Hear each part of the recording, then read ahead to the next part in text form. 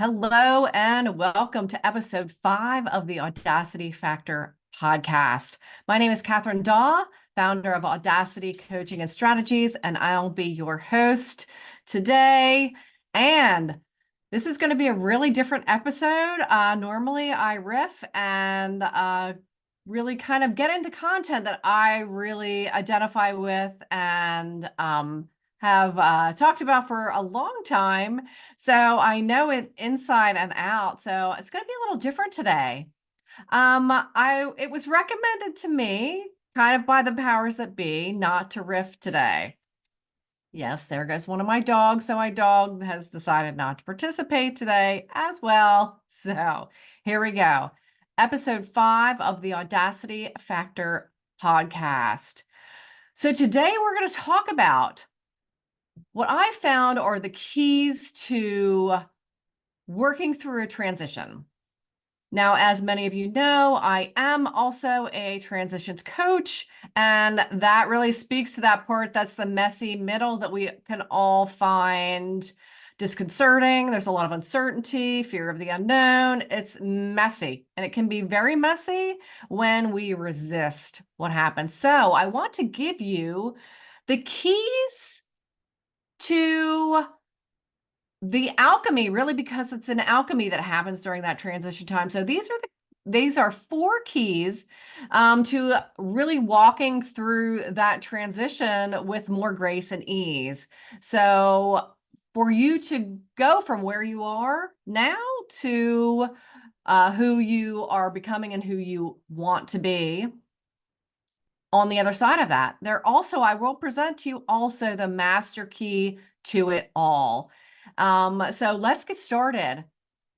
The first key in this transition space is the release of behaviors that are limiting for you. It could be codependent behaviors, ones that don't nourish you, ones that are disempowering for you, really behaviors that aren't supportive in any of your relationships, whether it's to personal relationships, your relationship with food, your relationship with your finances, your relationship with your career, and with yourself as well. Now, in order to actually be able to leverage this key, there are going to be some particular actions you want to take. Now, I know that past behaviors, limiting beliefs, things that, when you find yourself, well, I've always done it this way, that is a sign and a symptom right there that something needs to change. And you will always be the one to enact that change. So one of the key things that you can do is to look up out of all of that chaos, what I call the churn of every day, the day-to-day, the distractions, it can be all kinds of things. It can be your family scenario, it can be your marriage, it can be social media, it can be so many things. But look up out of the chaos of that so you can experience some expansion. And now you can actually do this physically. I challenge you to kind of go somewhere where you can see maybe from a height or even out your window, you can see the sky. If you look up out of your everyday to the expanse of the horizon and allow all the distractions, all the ambiguity to fall away, giving yourself a clear view of some options and opportunities that are literally right there for you. And know that you have the wisdom to see this clearly. Because if you're at this point right now, you're listening to this, watching this, you are ready for something to be different. And you know that you have to do and be someone and something different. So that's key number 1. And how to leverage key number 1. The second key in walking through this transition space, which I look at almost as a bridge. We're going to build each section of the bridge because what you really want to do is to get to the other side. Is it not? And without going through this part, we can tend to want to just get there, be there. think we can just power through it or leap through it when we find ourselves, and I know I have any number of times found myself being dragged back, sometimes by the hair, to this space of messiness and transition because I haven't allowed myself to really go through this alchemical process. So key number 2 is to recognize that there are so many threads and so many pieces that are tangled up into kind of a mess. But in and amongst that tangle are the good things in your life as well. It's up to you to recognize that and then say, okay, what do I need to untangle so that I can actually view and experience what's good in my life? Recognizing that these pieces, the other pieces, have been distracting you from everything that's good in your life. This is a great second step. Now, in order to leverage step number 2, and again, this is a new process for me, kind of going by some guidelines here, but I really wanted to offer this to you all this week. So this second, the second key, and leveraging the second key, is do not resist this step. Do not resist this process of rebirth. It leads to everything that you want. And what you're going to end up doing is leaving all of those untangled pieces that were distracting you from what's good in your life behind. They are the ashes of your past that will allow you to re-engage the innocence and joy in your life. You know, the possibilities are literally endless. I know I say literally a lot too, and I'm trying to be mindful of that for all of you that have noticed. The possibilities are endless. And if you can embrace and trust this process, you are never alone. You are always safe. In spite of the uncertainty, in spite of the challenge, in spite of the messiness. But what you want to get to is to rediscover what's good in your life. By letting all of the past distractions and challenges and traumas and experiences fall away. You don't have to carry those. You don't have to carry this big wad. And I'll tell you what, right now, you can't continue to try to sweep it all under the rug, because all that does, what does it do? It creates a tripping hazard for you, doesn't it? And it just collects more bits and pieces. So embrace this process of untangling and leave the ashes of the past behind so that you can allow yourself to experience new possibilities. All right, let's move on to key number 3. Key number 3 in this transition process, this bridge building process from where you are now to where you want to go, to who you are becoming,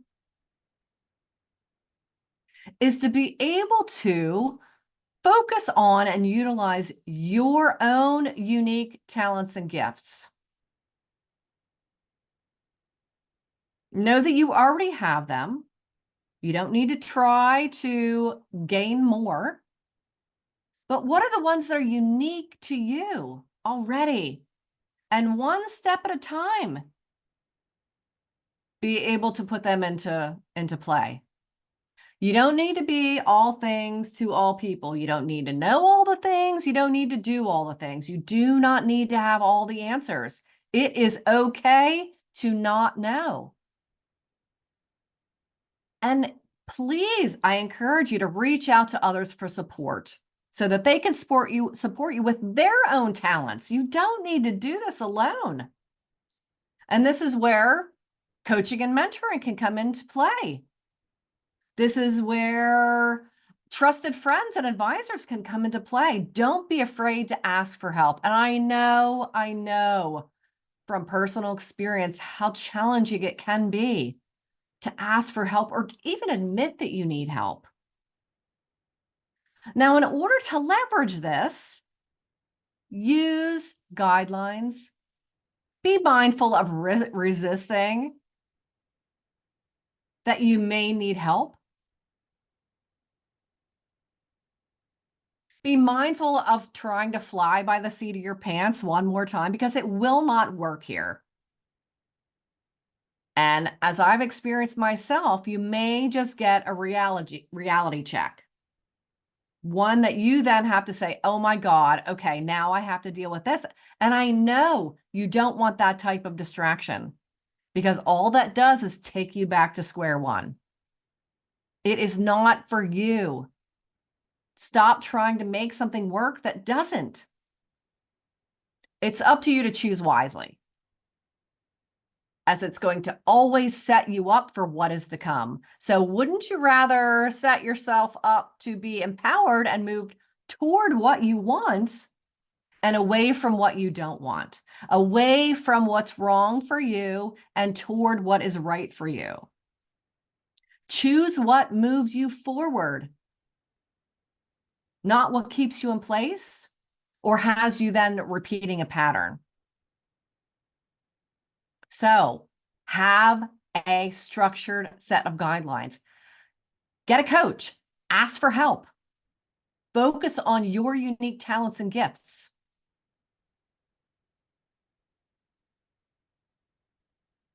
Okay, let's move on to key number 4. Now, this is going to take you really close to where you're going, where you want to go, and make sure it's somewhere that you know you want to go, someone you want to become. In reality, in truth. And after key number 4, I will give you the master key to it all. Challenge and discomfort are temporary. Recognize that challenge and discomfort are temporary. Use what you've learned to move forward with more grace and ease, because isn't that something we all want? Why do we continuously make it more difficult for ourselves? Have faith and trust in your own ability to maneuver the challenges and know that you are not alone, and nor do you have to be. I used to believe that I had to prove myself by doing everything alone if I was going to gain acceptance and belonging. And that's in a particular scenario in my life, one that was extremely painful, extremely challenging. It took me a long time to be able to recognize I do not have to do everything alone. I don't have anything to prove to anyone else. Now, in order to leverage this idea of using what you've learned, you must take full responsibility for your life. You are the only one that can save yourself.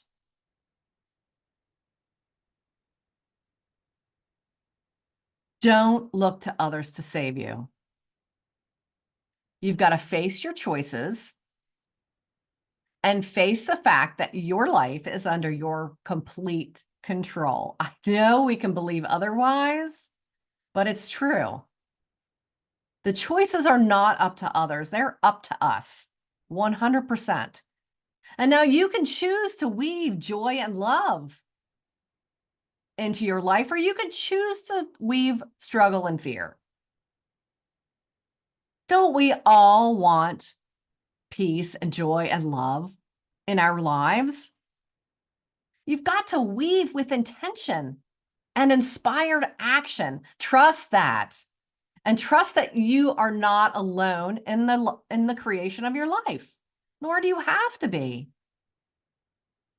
Trust that. Trust what you've learned and use what you learned. Have the faith and trust in your own abilities, your own unique talents, your own unique gifts, and then start creating your life from there. This is kind of that really concrete step that you can take in key number 4.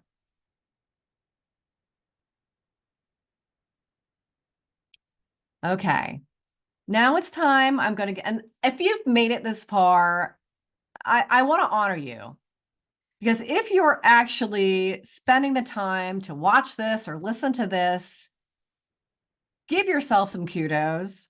I know you want something different from your life, and you have the power to do that. Nobody else has it. I know you've heard me say that before. Picture yourself with that you have this internal battery with unlimited power. But maybe your lead lines are disconnected, so you're not using it. You're not even tapping into it because you're disconnected from it. Okay, it also can be that maybe your lead lines are attached, but the on switch isn't on. It's on off. So you know it's there, you just don't know what to do about it. And maybe you're afraid. So what happens when your your leads are connected, the switch is turned on, and the power is there ready for you to be used? Ready for you to use it. But you're afraid what might happen to you. You're afraid of how other people might respond. The only way for you to take 100% responsibility for your life and recognize that you have complete control is to engage that power, to empower yourself, not disempower yourself. So set yourself up to use that battery, that power source that's within you that no one else can tap into, only you. All right, so I'm going to give you the master key now. I know this episode is a little bit longer, but I wanted to share this with you. The master key is, it is time for you to embody your truth and be loyal to your intentions. You may have heard that a million times, but it is so important for you to do. And this is without compromise or limitation. Try that on. This is where the audacity, the courage, the choice, and the change come. Knowing that your inspirations are divinely given. Embracing the expansion and having the courage to envision and manifest something that serves the higher truth, whatever your higher truth may be. Maybe you don't even know what it is, so I challenge you to discover that. Break through any and all limiting beliefs and replace them with empowering ones. Let's not limit ourselves. Let's keep this idea and energetics of expansion, possibilities, opportunities going. This is the alchemy.